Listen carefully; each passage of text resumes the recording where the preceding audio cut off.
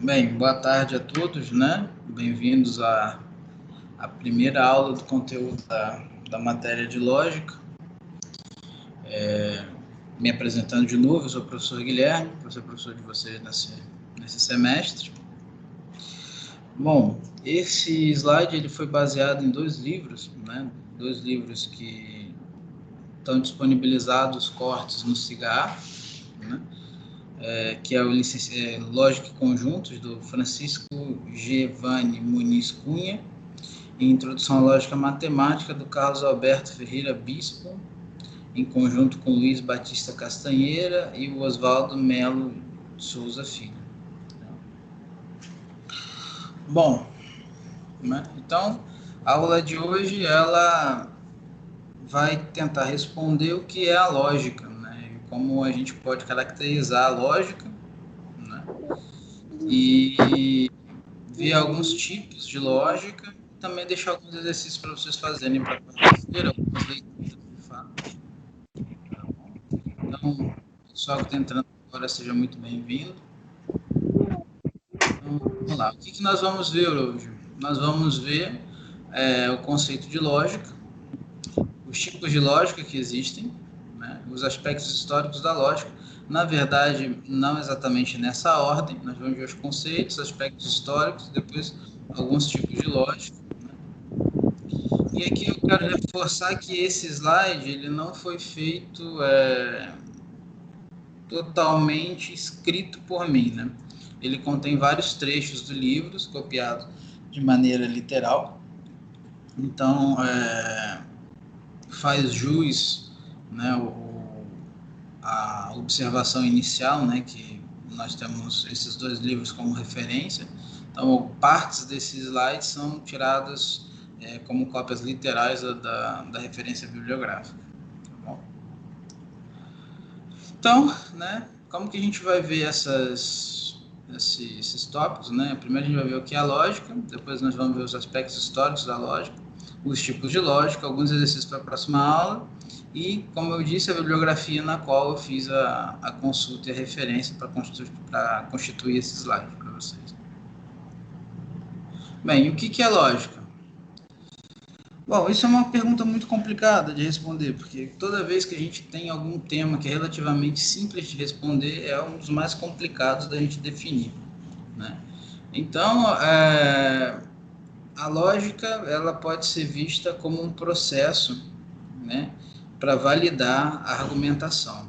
Segundo o autor do livro, né, o Francisco Cunha, uma definição ampla e precisa de lógica ou da ciência da lógica, que englobe a rigor todo o seu domínio atual, não é uma tarefa fácil nem mesmo para os especialistas que são geralmente filósofos, né? Não são exatamente matemáticos. Matemáticos são especialistas em lógica matemática, né?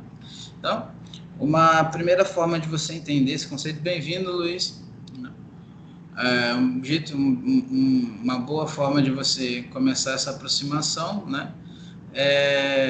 Entender o que a lógica estuda.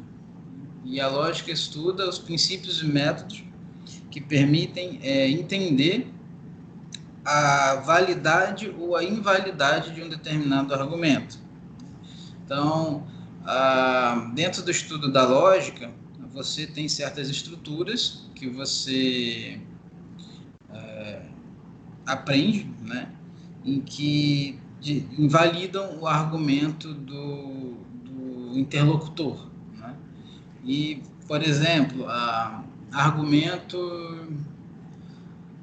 argumento que é muito usado em discussão, que é o argumento, se não me engano, ad hominem. Deixa eu até procurar aqui certinho a definição do ad hominem para vocês, né? O argumento ad hominem, né? Ele é um argumento que se direciona ao autor do argumento, né? Então, por exemplo, é uma frase muito conhecida, principalmente se não me engano, tem um candidato que fala muito isso, que é o cara quer matar o carteiro para a carta não chegar, né?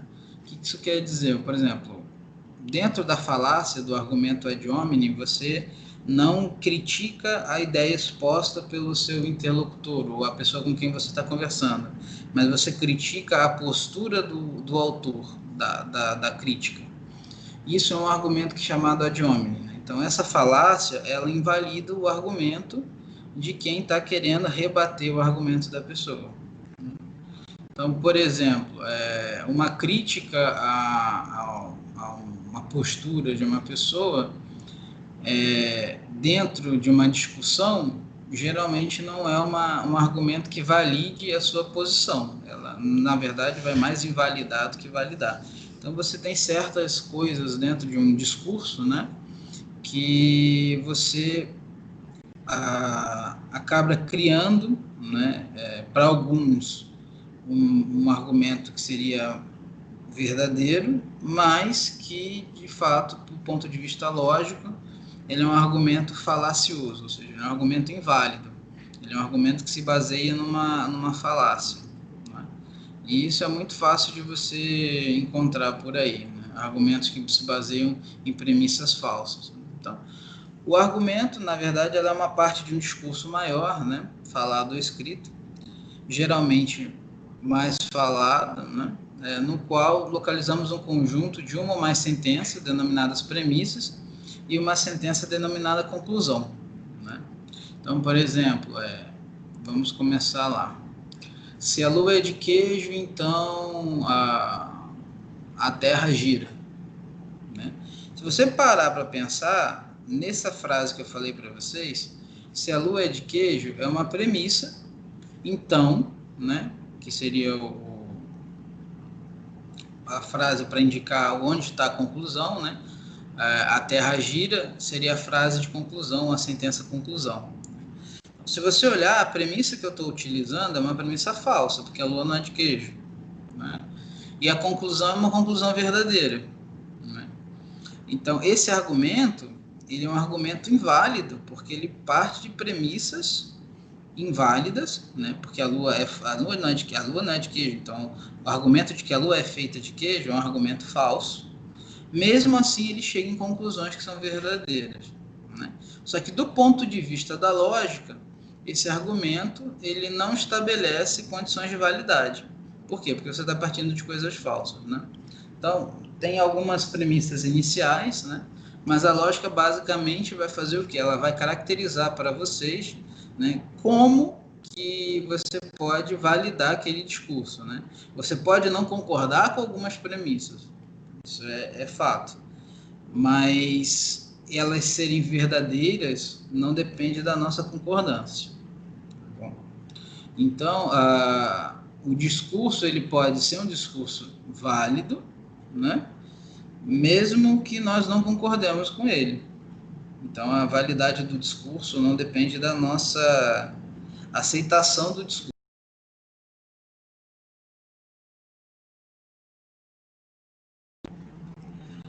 Oi, Aline.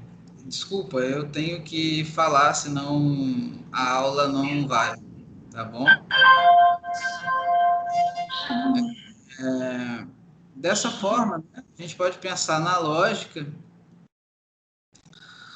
como o estudo de validade dos argumentos, né, focalizando a atenção não no conteúdo, mas sim na forma e na estrutura, que é o que eu falei para vocês. Eu posso não concordar com o que está escrito ali dentro, mas se ele está feito de forma correta e numa estrutura correta, tudo bem, Érica, eu entendo.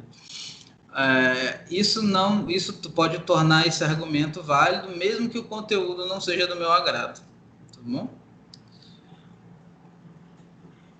Bom, a grande pergunta é, o que nós vamos estudar hoje, né? Ele sempre foi do jeito que é? E a resposta é óbvio que não. A ciência sempre está em alteração, ela sempre está se modificando, ela não é constante. Muito pelo contrário, se você tem uma ciência constante, existe uma possibilidade que tem alguma coisa errada, né? O que acontece é que a gente está sempre reinventando, né?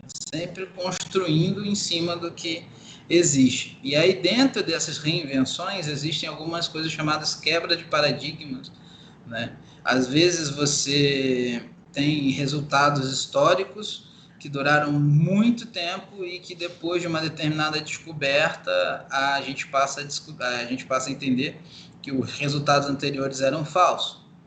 Todo mundo deve conhecer a história do Copérnico, né? Galileu Galilei, né? Que ele, se eu não me engano, foi o fundador da escola que dizia que Galileu Galilei. Só para ser mais preciso, né? A vantagem de ter aula online é essa, que o professor consegue pesquisar para falar certinho a referência, né? Ele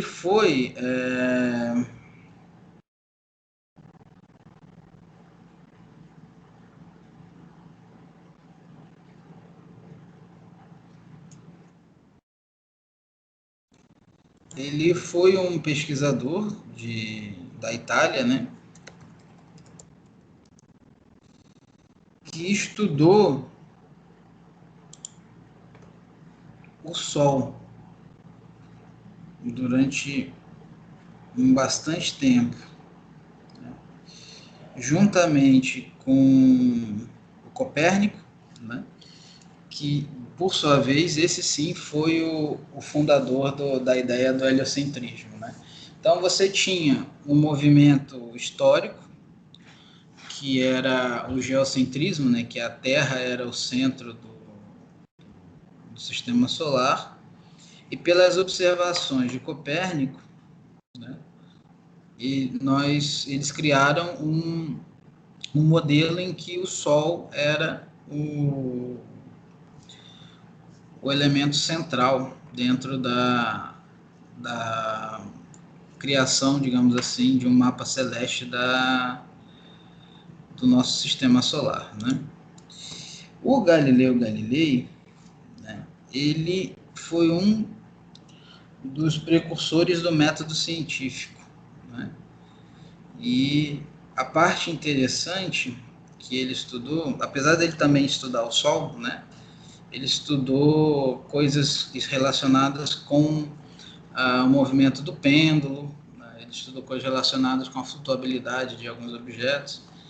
Mas por que eu estou dizendo isso? Né? Porque esses dois nomes, né, dentro da ciência, eles quebraram alguns paradigmas que existiam anteriormente, né? Copérnico, com as observações do Sol, né, com a criação do heliocentrismo, e o Galileu Galilei com algumas contribuições para o método científico, né? E toda vez que você tem alteração do método científico, da forma com que você interage com as coisas, você tem, como eu posso dizer de uma maneira bonita, você tem a refutação de alguns, né, de alguns estudos, de algumas conclusões, e você tem a corroboração de outras, né? E às vezes você tem a refutação pela nova colocação de um método, porém, esse método, quando visto de uma outra forma, corrobora algum estudo que tinha sido, digamos que, refutado.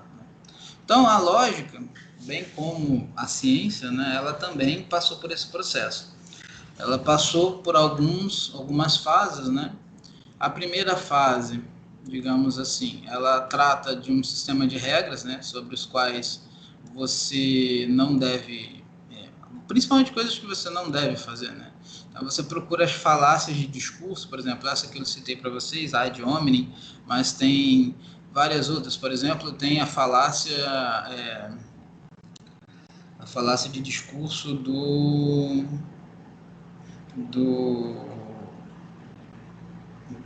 não é falácia do carro, é uma falácia de discurso que você coloca para si a, a validação da afirmação, né? Então, por exemplo, vocês têm que acreditar no que eu estou falando porque eu sou doutor em matemática. Isso não é um argumento válido. Então, antes de você entender a lógica, né, a gente tem que saber baseado em que tipos, né, de regras o nosso sistema vai trabalhar. Então, A princípio, a lógica, né, ela foi criada como um sistema de regras, nos quais você não podia basear, ou você não deveria, no qual você deveria basear o seu discurso para não cair dentro de uma falácia, né? Depois, com alguns conjuntos de leis, né, algumas regras que você deveria seguir, né, para não, não ser, não cair num argumento inválido. E por último, ela foi vista como uma estrutura linguística, né? A lógica como uma língua mesmo, tendo sintaxe, signos, tudo que a nossa língua portuguesa tem, né? Regras de criação. Então, associado a essas três fases, né? A gente tem esses três períodos aqui, né? Que é o período grego, onde eles criam alguns sistemas de regra, algumas regras dentro para que você não caia num discurso falacioso. Depois você tem a criação de um conjunto de leis, né, no período booleano, tá? Se lê booleano mesmo, tá? E depois, uma parte mais contemporânea já é vista a lógica como uma estrutura linguística, né? E quais são os aspectos históricos contidos dentro desses períodos, cada um? A começar no período antigo, onde foram criadas algumas regras, né? A lógica ela tem início na Grécia Antiga, né? Com a concepção de alguns filósofos, né? Entre eles Sócrates, Platão, Aristóteles, Zenão, entre outros. Tá? No sentido mais geral da palavra, a lógica do século IV, né, ela teve início com duas escolas, né? Uma dada início pelo Aristóteles e a outra, esse nome é difícil de ler, filósofo de Estagira, hoje Stavros. Ele criou basicamente a ciência da lógica baseada na teoria do silogismo, né? Que é um argumento válido hoje em dia. Depois a gente vai ler isso mais para frente, né? E as suas contribuições foram reunidas num livro, numa obra chamada Órgão, que significa instrumento da ciência. Tá? Então, basicamente, para você construir algo que fosse acreditado, você deveria seguir essas regras que estavam contidas dentro do órgão. Bom, dentro dessas contribuições, né, a gente tem que separar, tem que destacar algumas coisas interessantes, pelo menos algumas para matemática, né? A separação da validade formal do pensamento e do discurso da sua verdade material. Tá? Então, no sentido de que você tem que criar uma sequência lógica dentro do seu discurso, tá? Para validar o que você está vendo que está acontecendo. Né? Ou seja, não é porque está acontecendo algo que o argumento que você está citando que está acontecendo é válido só porque você chegou na conclusão de que aquilo já aconteceu. Né? Por exemplo, uma madeira está pegando fogo. Né? Aí eu falo assim, não, o fogo ele é gerado pelo ar. Né? Você pode ver que toda vez que bate vento, o fogo aumenta. E aí você olha lá, batendo vento na árvore, o fogo aumentando, automaticamente o meu discurso está sendo validado pela verdade material, né? Porque toda vez que bater um vento mais forte, o fogo aumenta. Então é óbvio que o que eu estou falando é verdade, mas a minha linha de raciocínio não é correta. Não é porque o fogo não é porque está batendo o vento que o fogo nasce e aumenta, né? Ou que o fogo é criado. O fogo já existia e pelo passado venta, né? E aí depois as pessoas vão estudar esse processo, veem que no fato, toda vez que você aumenta a quantidade de oxigênio, você melhora a queima e melhorando a queima você aumenta a quantidade de plasma, aumenta a quantidade de plasma expelido e assim você passa a ter, né, a validação desse processo. Mas a gente passa então a ter isso, né, que é a separação da validade formal do pensamento, ou seja, o que eu falei é uma coisa e o que eu estou vendo é outra. Mesmo que o que eu veja corrobore o que eu fale, isso não quer dizer que o discurso que eu apliquei é um discurso válido. Tá? E algumas criações de termos, né, para a gente, né, válido, não válido, verdadeiro, falso, e aí a gente vai ver que tem algumas diferencinhas aqui, tá? Verdadeiro e falso não é exatamente válido e não válido, né? Contraditório ou falacioso também tem, universal e particular, na matemática universal e existencial. Bom, então quais foram as escolas gregas que foram criadas, né? Bom, a escola, né, deixa eu ver aqui, a escola de Paripatética, né, que teve influência do Aristóteles, e a escola estoica, né, que foi fundada por Zenão de Elea. Tá? As duas escolas elas coexistiram em seus períodos como escolas rivais, só que elas não sabiam, de certa forma, que elas eram dois lados de uma mesma moeda, né? As verdades que cada uma defendia, na verdade, compunham uma verdade maior, né? Tanto é que a lógica que nós temos hoje, ela deriva em parte das duas escolas. Tá bom?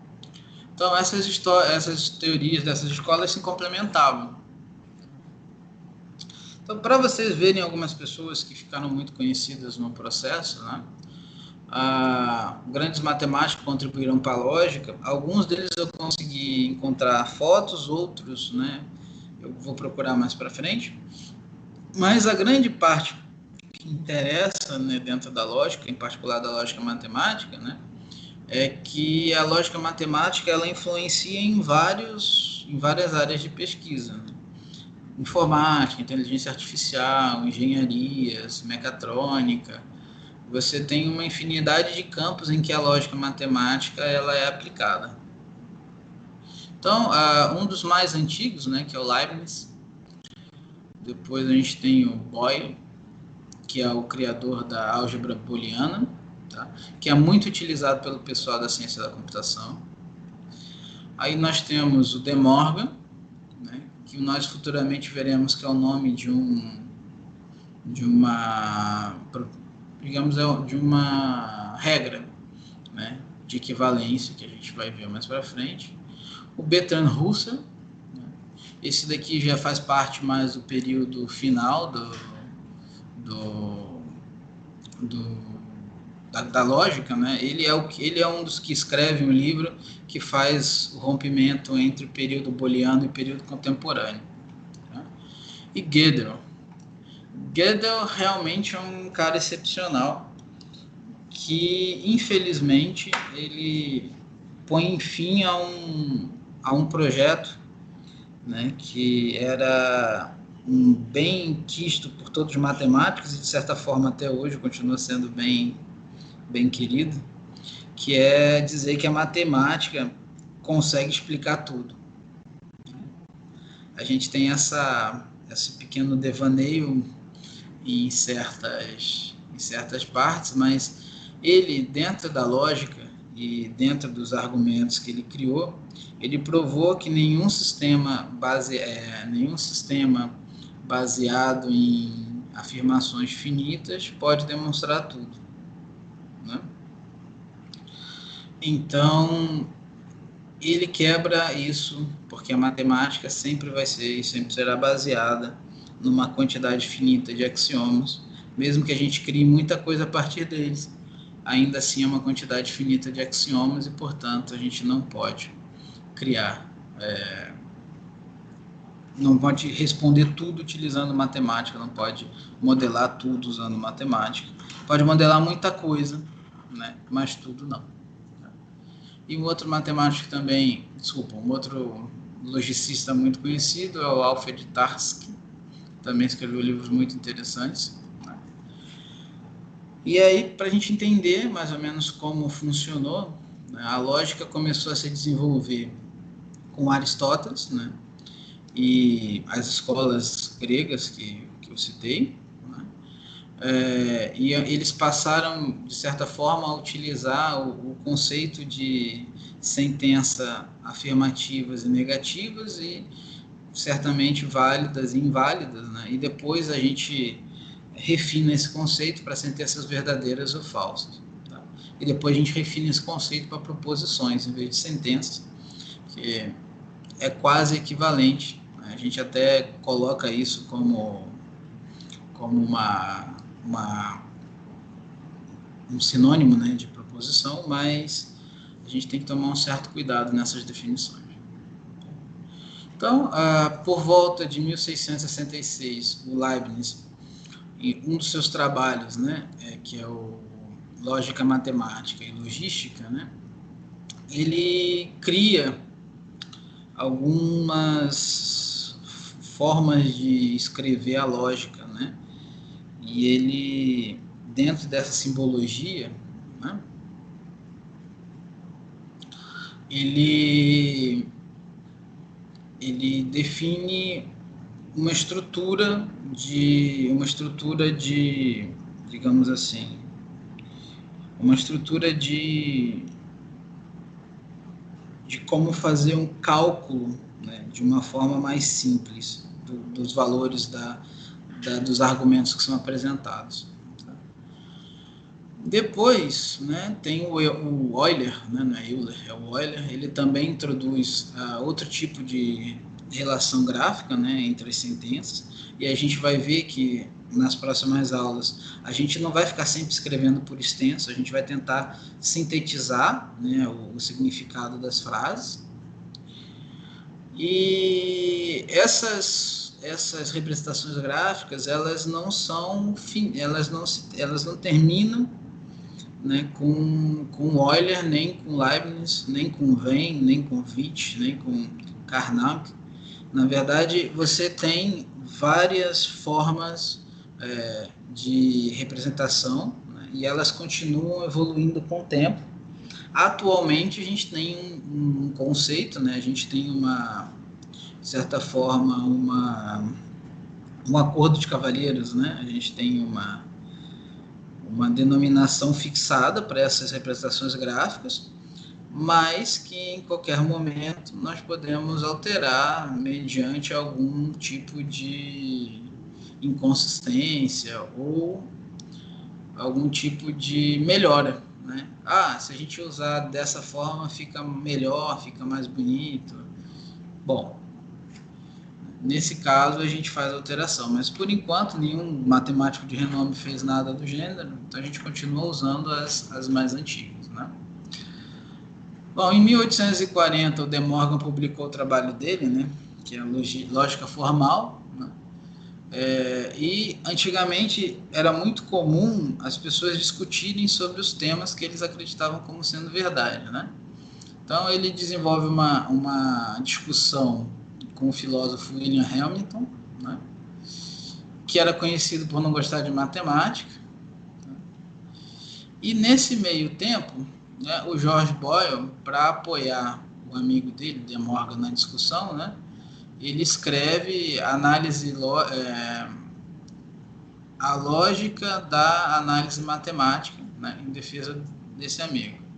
Mais tarde ele acaba publicando um livro sobre a álgebra de Boyle, né, chamado uns pensamentos sobre as leis da investigação, né, no caso, investigação científica.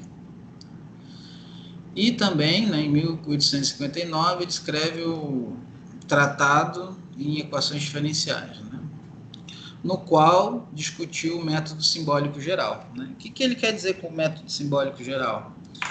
Que é a ideia de você passar a representar as frases e afirmações por meio de símbolos, né, que contém toda essa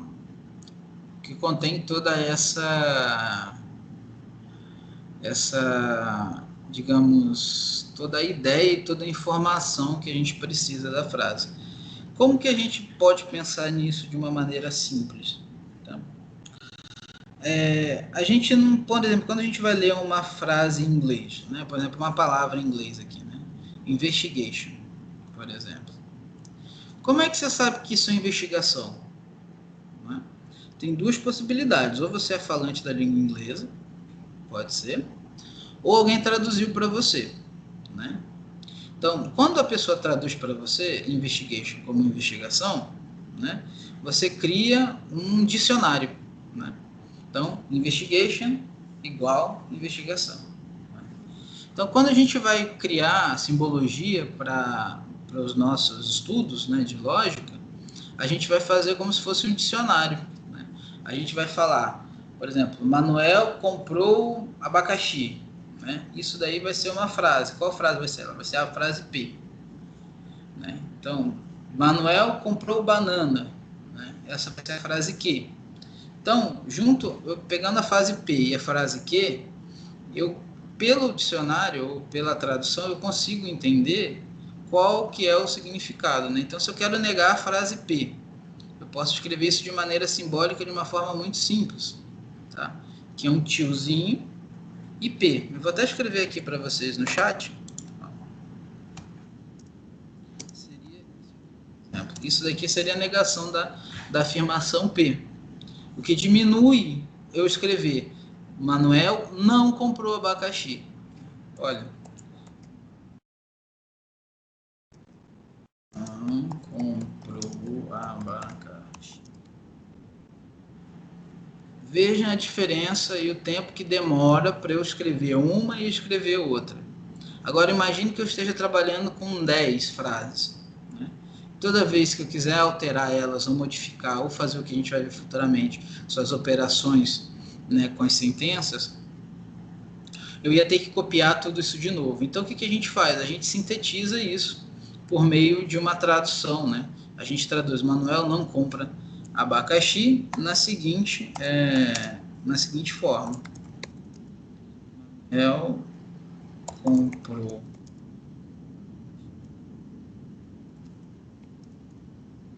Igual está no chat.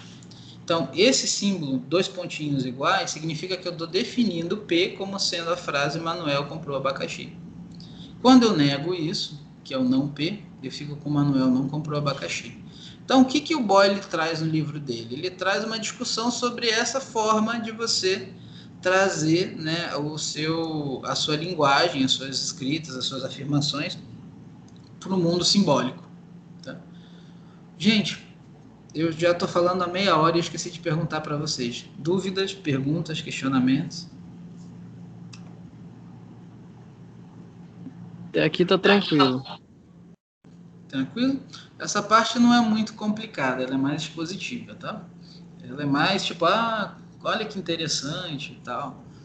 Daqui a um tempinho que ela fica um pouquinho mais complexa, tá? Então, olha, como eu tinha dito para vocês, né, o desenvolvimento então, essa parte aqui é o segundo período, né, que foi o trabalho desenvolvido pelo Boyle, até que o Alfred North Whitehead e o Bertrand Russell, né, eles resolvem escrever um livro que chama Princípio à Matemática, né, em que eles vão levar a lógica a uma categoria de linguagem, né?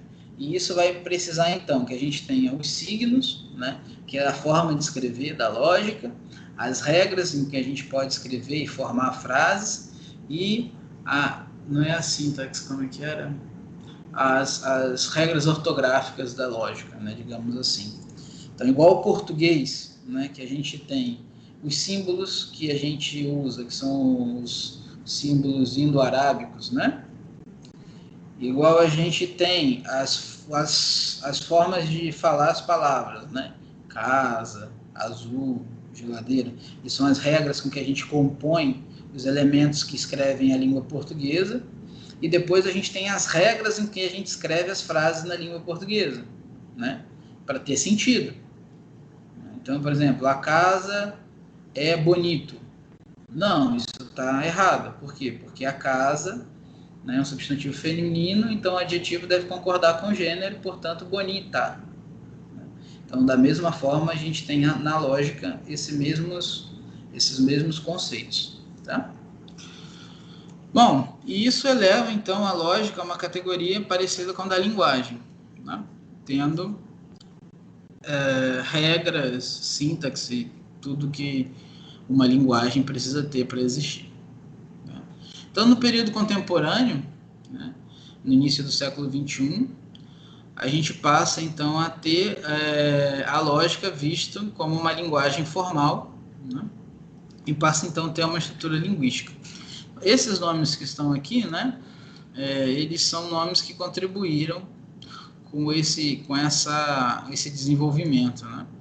Inclusive, hoje, nós temos até um brasileiro que faz parte do rol dessas pessoas que desenvolveram. Para quem foi nas aulas presenciais, a gente chegou até a estudar um tipo de lógica que esse professor brasileiro, paranaense, se eu não me equivoco, desenvolveu, né? Então, né, desse ponto de vista, a lógica como uma linguagem, né, ou como um sistema de signo, pressupõe uma sintaxe, né, que são as regras e leis das combinações do signo, a parte da escrita das palavras, né, e uma semântica, né, que é a interpretação da forma com que você escreveu aqueles signos ou formou uma determinada frase. Assim, né, existem várias lógicas, cada uma associada a uma determinada estrutura linguística, né. É importante notar que a última concepção de lógica matemática assume as outras duas. Essa frase ficou aqui meio solta, né? Mas assume outras duas tipos de lógica, que é a lógica clássica, né? E a gente vai também assumir uma outra lógica que, de certa forma, transforma a clássica em algo a mais, né? Que seria a parte da inferência que a gente não tem dentro da lógica clássica, né? Então, a partir dos anos 30, né, até os dias de hoje, a evolução da lógica caminha em uma direção maior da integração à matemática, atingindo uma complexidade técnica elevada e ampliando consideravelmente o seu domínio com aplicações nas mais diversas áreas, como informática, administração de empresas, física, economia, engenharia.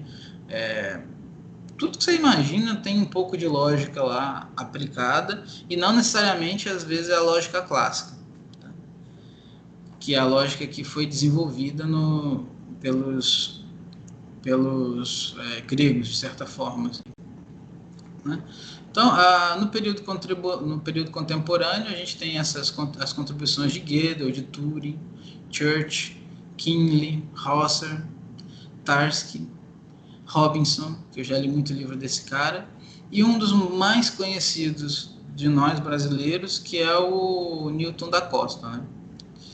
Ele que é o criador da lógica paraconsistente, que é uma lógica muito importante para a gente. Então, esse aqui é o Newton da Costa, ele ainda está vivo, né, o que é muito legal, né? Você conhecer uma pessoa criadora de área viva é um fato raro dentro da matemática. Então, dentro da lógica, né, a gente tem alguns tipos de lógica, a gente tem uma classificação. Então, a gente basicamente classifica, né, segundo esse autor, o Haber, na verdade, autora é mulher, costumam dividir a lógica em duas partes, né, que é a lógica indutiva, que estuda a probabilidade, né, se você pegar uma moeda e você lança ela 5 vezes para cima, você pode ter 5 resultados iguais, 5 resultados, você pode ter resultados alternados de cara e coroa. Você pode ter 5 vezes cara, 5 vezes coroa, 2 vezes cara, depois 3 vezes coroa, resultados alternados entre cara e coroa, e você nunca vai conseguir dizer, sem sombra de dúvida, o que vai acontecer. Mas com certeza você pode induzir algumas possibilidades. Se você está lançando uma moeda para cima, então ou cai cara ou cai coroa. Não tem outra possibilidade, a não ser que seja aquela moeda do Batman. Eu não sei se você já viu no filme do Batman, em que o Coringa... É um filme antigo, em que o Batman, ele tempera, digamos assim, a moeda, né? De tal forma que ele joga a moeda para cima e a moeda não cai nem para cara nem para coroa, ela fica em pezinho, né? Justamente para vencer o duas caras, que fazia tudo lançando moeda. Então, nesse caso aí, né, a lógica indutiva falharia, mas pegando uma moeda normal, daquelas que a gente tem, então você lança ela para cima, então com certeza ou ela cai para cara ou ela cai para coroa, né? Caindo para cara ou para coroa, você sabe que um dos resultados é esse, mas você não pode ter total certeza. Então não é uma dedução, mas sim uma indução. Então você induz a pessoa a acreditar que um dos resultados que vai sair no lançamento da moeda é cara ou coroa. Isso é uma indução, não uma dedução, né? E geralmente essa parte ela vem de fatos prévios, né? Então você tem lá a sua vida inteira lançando moedas, então você não sabe que a próxima moeda que você vai lançar vai cair cara ou coroa, mas você pode lançar ela e você tem certeza que ela vai cair um dos dois, né? Então você induz a pessoa a acreditar que a moeda vai cair em um dos dois lados. Mas se, por exemplo, fosse a moeda do Batman, né? Você tem certeza de que a moeda que está na tua mão realmente vai cair? Ou você acha que pode acontecer alguma coisa e ela vai ficar flutuando para sempre? Enquanto existe a gravidade, ela cai. A partir do momento que não existe gravidade, ela deixa de cair. No espaço mesmo. Você lança a moeda, né? Então a moeda não cai. Então você está induzindo a pessoa a achar que a moeda cai porque você durante a sua vida inteira viu a moeda caindo. Mas você também nunca viajou para o espaço. Como é que você tem certeza que sempre a moeda cai quando vai ter um lançamento? Então tem essas coisas que diferenciam. Então o que vai diferenciar a indutiva de dedutiva? A indutiva é justamente quando você tem alguns conjuntos e você tem possibilidade de que algo aconteça, né? Então você tem possibilidade da queda de cara ou coroa. A dedutiva é a certeza absoluta, tá? Então, por exemplo, você pega essa moeda e pinta todas as faces de preto. Você lança a moeda e você afirma o seguinte: eu tenho uma moeda, eu pintei as duas faces de preto, eu lancei a moeda existe gravidade, a moeda vai cair com uma das faces pintadas de preto virada para cima.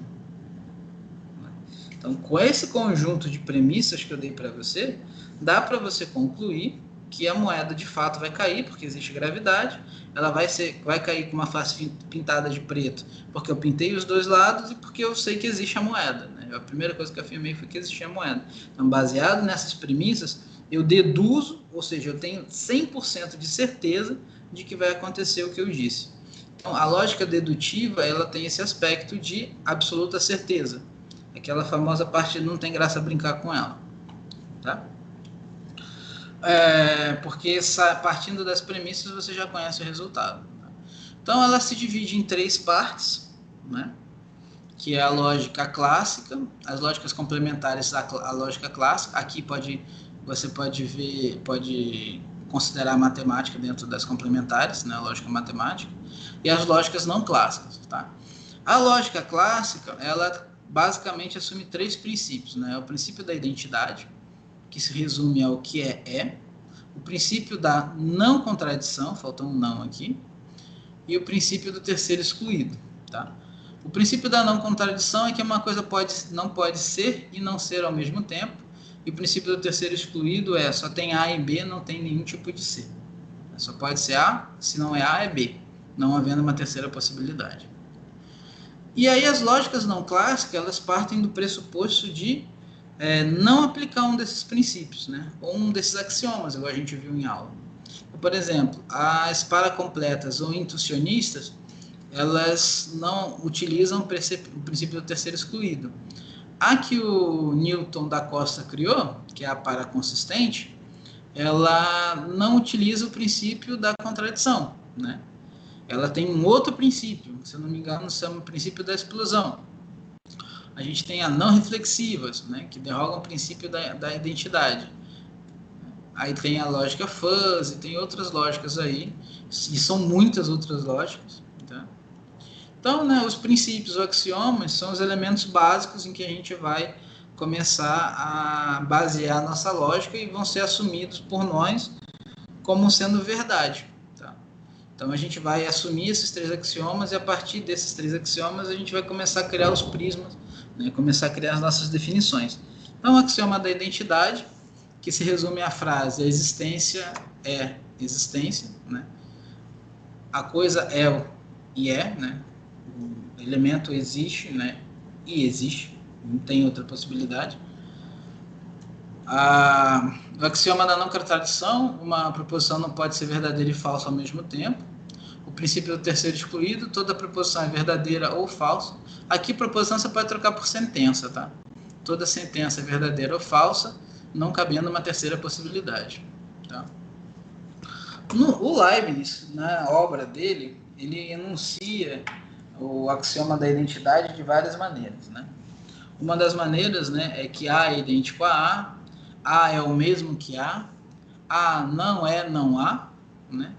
E cada coisa é o que é, ou cada coisa é igual a si mesma. Existem algumas lógicas em que isso não funciona. Por exemplo, igual a gente falou ali, né, não reflexivo. O outro princípio, que é o axioma da não contradição, né, uma proposição não pode ser verdadeira e falsa ao mesmo tempo. Esse é fácil de exemplificar, né? Por exemplo, o céu é azul e não é azul. Não tem como ele ser e não ser ao mesmo tempo, né? Se o céu é azul, é verdadeiro, então o céu não é azul, é falso. Então a frase o céu azul e o céu não é azul, ou melhor, o céu azul e não é azul, ele basicamente é uma contradição. Essa parte inicial sendo verdadeira, a parte segunda é falsa, então as duas coisas acontecendo ao mesmo tempo é uma contradição, porque está sendo verdadeiro e falso. Tá? Terceira parte, que é o princípio do terceiro excluído, né? Que é toda proposição é verdadeira e falsa, verifica sempre uma possibilidade, verifica sempre uma dessas possibilidades e nunca uma terceira, né? Geralmente essa parte não funciona em várias partes por aí, né? Se você pegar a genética mesmo, né? Você tem cromossomo X e Y, né? O XY define o sexo masculino, o XX define o sexo feminino, mas você tem algumas alterações genômicas. Por exemplo, você tem XXY, você tem XX, X, você tem uma quantidade incrível de X quanto você queira lá nas alterações genéticas. E isso faz com que você tenha o que eles chamam ali de terceiro excluído existente, né? Então, essa parte do terceiro excluído funciona muito bem em alguns casos, mas ela não funciona muito bem no geral na vida, né? Que às vezes a gente tem uma terceira possibilidade. Basta você vir numa loja, por exemplo, de tinta, né? O que não vai faltar é uma terceira possibilidade de tinta que você não viu e que seja justamente a tinta que você queria botar na sua parede, né? Então, meus caros, dúvidas com relação à parte dos tipos de lógica? Perguntas, principalmente relacionadas com os axiomas?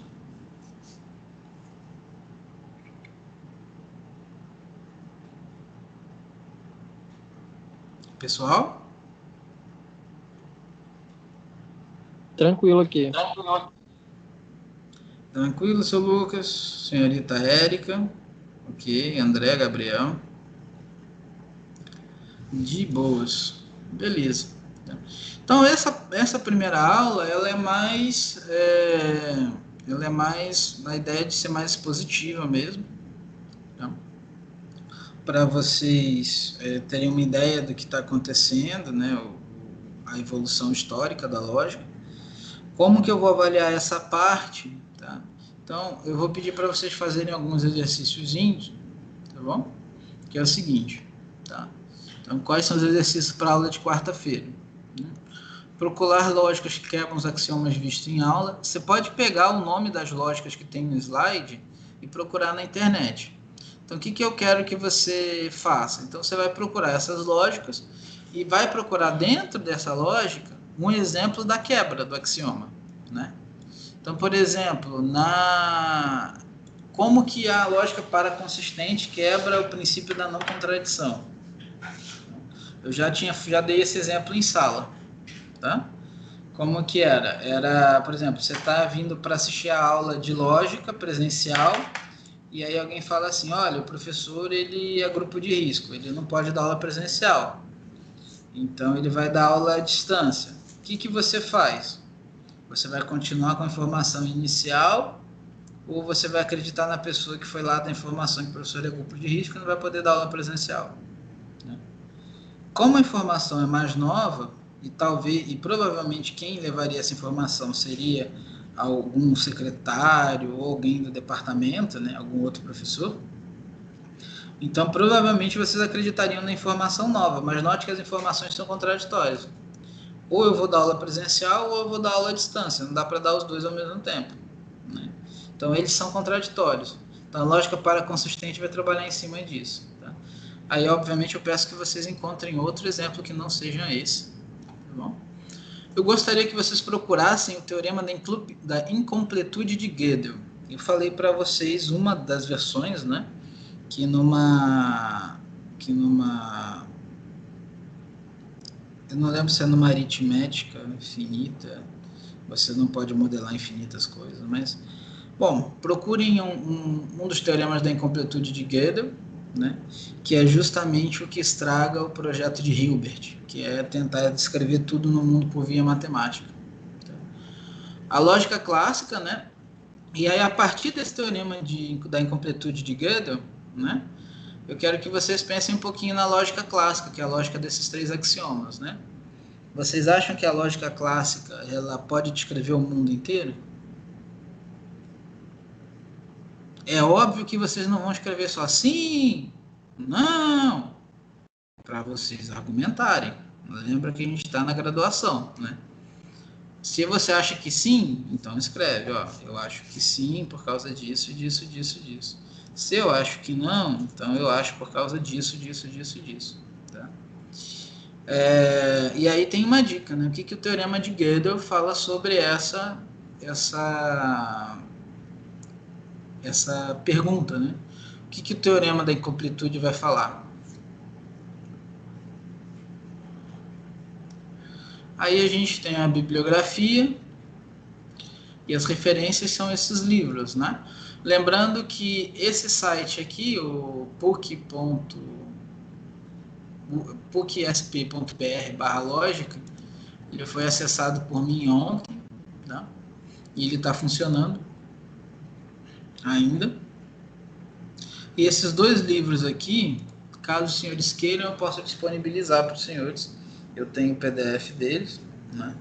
Pelo menos, na verdade, essa parte com que a gente está olhando e vendo agora, ela está disponibilizada lá no SIGA, caso vocês queiram ler ele com um pouco mais de calma, e eu sinceramente aconselho a leitura, tá bom?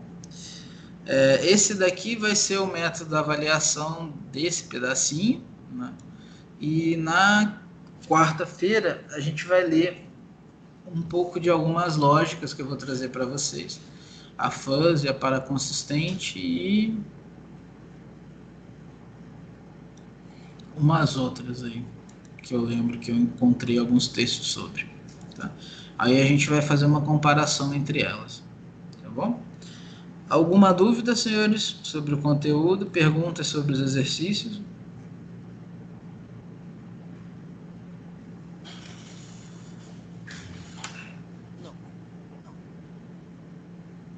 Eu escutei um não meio cortado. Não, senhor. Obrigado, Érica.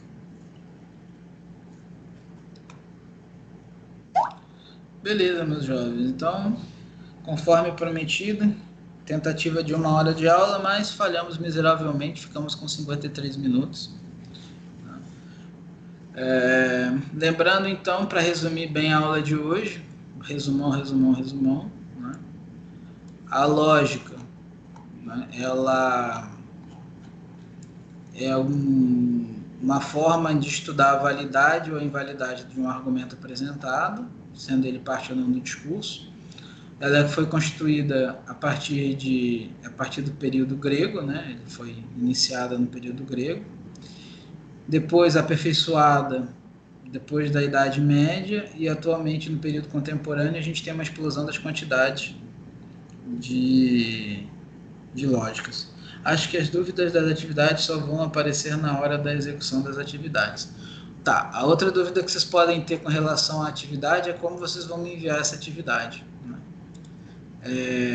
Deixa eu rapidinho na turma de vocês. Eu vou colocar um link para vocês me enviarem o PDF, tá bom? Eu esqueci de colocar hoje, mas eu vou colocar. Até quarta-feira ele vai aparecer lá, beleza?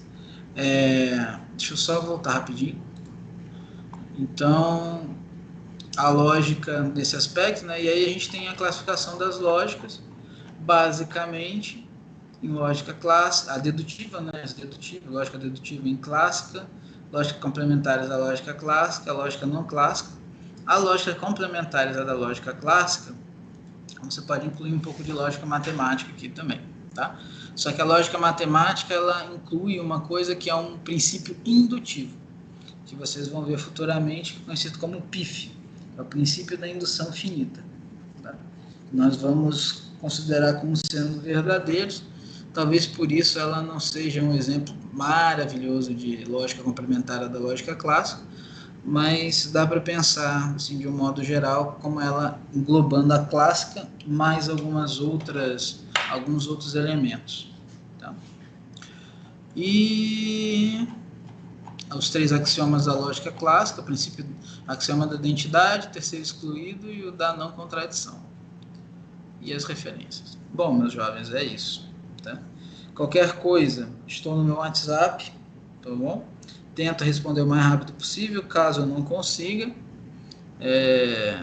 Os senhores estão convidados a enviar mais mensagens. Eu geralmente respondo rápido, principalmente segunda-feira. Tá?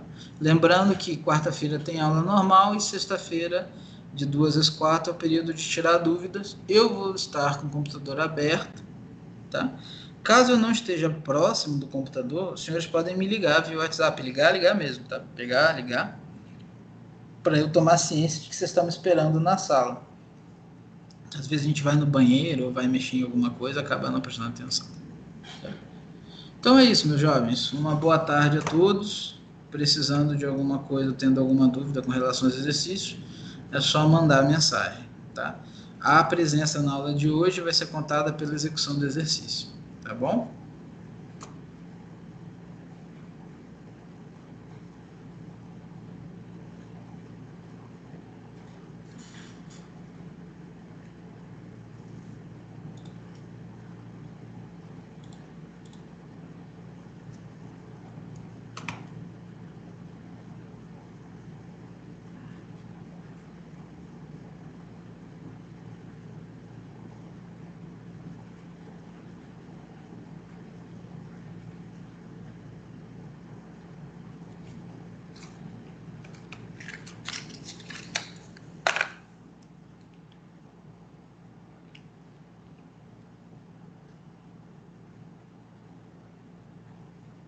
Não, Gabriel, não é para ser entregue até quarta, não. Eu vou colocar o link até a quarta, para vocês fazerem eles. Tá? Eu aconselho a você tentar fazer, não é muito demorado. Agora que você está sentado com internet, os primeiros vão ser rapidinhos. O que vai demorar, na verdade, todos vão ser rapidinhos. Né? Uma vez que você encontrar uma versão interessante do Teorema da Incompletude de Gödel, rapidinho você resolve o exercício. Tá? Eu vou parar a gravação.